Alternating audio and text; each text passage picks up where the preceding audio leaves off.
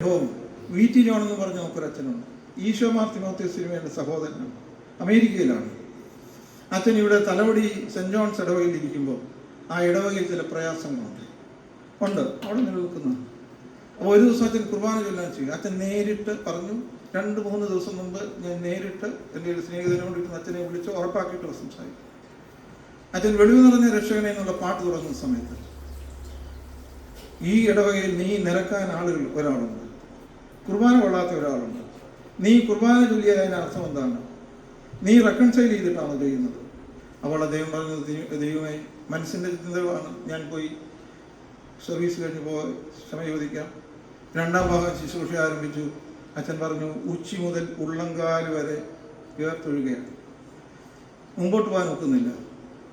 അപ്പോൾ അദ്ദേഹം ദൈവത്തോട് പറഞ്ഞു മനസ്സുകൊണ്ട്, ദൈവമേ show me a right time, I will go and reconcile with that brother.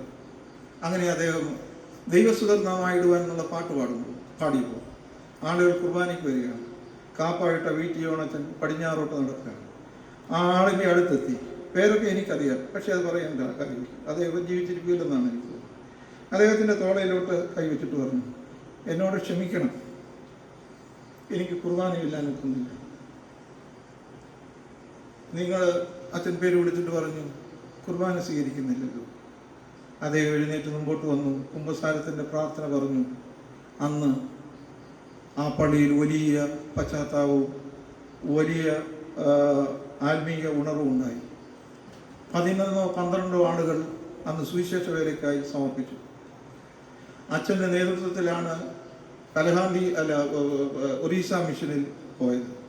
സ്നേഹിതരെ, ഒരു ബിഷപ്പായാലും അച്ഛനായാലും അൽമായനായാലും സഹോദരനോട് എന്തെങ്കിലും ഉണ്ടെങ്കിൽ അത് പറഞ്ഞേച്ച് റെക്കൺസൈൽ ചെയ്തേച്ച് പ്രവർത്തിക്കുമ്പോഴാണ് ഇത് നമുക്ക് ഈ കുമ്പസാരമൊക്കെ അർത്ഥപൂർണമാകുന്നത്. അവസാനിപ്പിക്കാം. ദൈവമേ, ഞാൻ ഈ പറയുന്നതൊക്കെ ദൈവകൃപയിൽ നമ്മൾ ആയിത്തീരേണ്ടതല്ലേ? നമ്മുടെ ഇടവകയിൽ ഒരാൾ കുർബാന കൊള്ളുന്നില്ലെങ്കിൽ ആ ആൾ കുർബാന കൊള്ളേണ്ടത് എൻ്റെയും ആവശ്യമാണെന്ന് കണ്ട് അവനെ ചേർക്കുന്ന കുമ്പസാരത്തിൻ്റെ യാഥാർത്ഥ്യമല്ലേ നമുക്ക് വേണ്ടുന്നത്? സഹോദരനില്ലാതെ എന്ത് കുമ്പസാരം? കൈനോട് ദൈവം ചോദിച്ചു, where is your brother? Nicolas Berdyaev പറയുന്ന ഒരു ചോദ്യം ഹാവേലിനോട് ദൈവം ചോദിക്കുന്നു. ചങ്കുലയുന്ന ഒരു ചോദ്യമാണ്, Havel, where is your brother? നിന്റെ അസ്ഥിയിൽ നിന്ന് അസ്ഥിയും മാംസത്തിൽ നിന്ന് മാംസമാകുന്ന സഹോദരൻ നരകയാതന അനുഭവിക്കുമ്പോൾ നീ സ്വർഗത്തിലിരുന്ന് നിന്റെ സ്വർഗം എങ്ങനെ സ്വർഗമാകും? ആരില്ലെങ്കിലും സ്വർഗത്തിൽ പോകണമെന്നുള്ള ചിന്തയേക്കാൾ എൻ്റെ സഹോദരനോടുള്ളതല്ലേ നല്ലത്? ഞാൻ ചിലപ്പോൾ ആലോചിച്ചിട്ടുണ്ട്, എൻ്റെ അപ്പനും അമ്മയും ഒക്കെ ഉള്ള ഒരു സ്വർഗമല്ലേ നല്ലത്? അതൊക്കെ ദൈവത്തിൻ്റെ നീതിയുടെ വിഷയമായിരിക്കാം. പക്ഷേ ഈ ഒരു ദർശനം നമുക്കുണ്ടാകണം.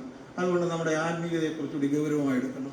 നമ്മുടെ ഈ ഭക്തി സാന്ദ്രമായ ഒരു ഭക്തി പ്രദർശനങ്ങളല്ല, ആത്മാർത്ഥമായ കാര്യം. അതുകൊണ്ട് ഇന്ന് നിങ്ങൾ മടങ്ങിപ്പോകുമ്പോൾ നിങ്ങൾക്ക് ഏറ്റുപറയാനുള്ള ആളുകളോട് നിങ്ങൾ അവരോട് ഏറ്റുപറയണം. മാപ്പ് കൊടുക്കേണ്ടവർക്ക് മാപ്പ് കൊടുക്കണം. നമ്മുടെ ഇടവകകളിൽ ഒരാൾ ഇടറിപ്പോയാൽ അവനെ തിരിച്ച് ചേർക്കുക എന്നുള്ള ആത്മീയ പ്രബുദ്ധത നമുക്കുണ്ടാകണം. അങ്ങനെ അനുഗ്രഹിക്കപ്പെട്ട ഒരു സമൂഹം ഉണ്ടാകണം. എല്ലാ പള്ളികളും തലവടി സെൻറ് ജോൺസിൽ ഉണ്ടായ ഈ പശ്ചാത്താപത്തിൻ്റെ വിപ്ലവം പോലെ നമ്മുടെ ഇടവകളും ഈ സ്നേഹത്തിൻ്റെയും പശ്ചാത്താപത്തിൻ്റെയും വലിയ വിപ്ലവങ്ങൾ ഉണ്ടാകണം. അതിന് നമ്മളെ സമർപ്പിക്കണം. അതിന് ദൈവം നമ്മളെ സഹായിക്കട്ടെ. ഇത്രയും നേരം നിങ്ങൾ എന്നെ നോക്കുന്ന ഇരുട്ടായതുകൊണ്ട് നോക്കുന്നു ഇല്ലെന്ന് അറിയത്തില്ലായിരുന്നു. നോക്കിയിരിക്കുകയാണെന്നുള്ള പ്രത്യാശയിൽ ഞാൻ നിർത്തട്ടെ. നിങ്ങൾ പ്രത്യാശയുള്ളവരായിരിക്കുക. Christian life is a serious issue, it's not a job. വലിയ വില കൊടുക്കേണ്ടതാണ്. ആ വില കൊടുത്ത് വിലയുള്ളവരായി ഈ ലോകത്തെ ദൈവത്തിൻ്റെ ലോകമാക്കി മാറ്റുന്നതിന് നമ്മുടെ എല്ലാ കുമ്പസാരങ്ങളും മുഖാന്തരമാകട്ടെ. മുഖംമൂടികളെല്ലാം മാറ്റി സുതാര്യമായി എനിക്ക് തെറ്റിപ്പോയി ക്ഷമിക്കണമെന്ന് പറയാനുള്ള വലിയ ബലം, ആത്മീയ ബലം ദൈവം നിങ്ങൾക്ക് നൽകട്ടെ. അതിന് ദൈവം സഹായിക്കട്ടെ.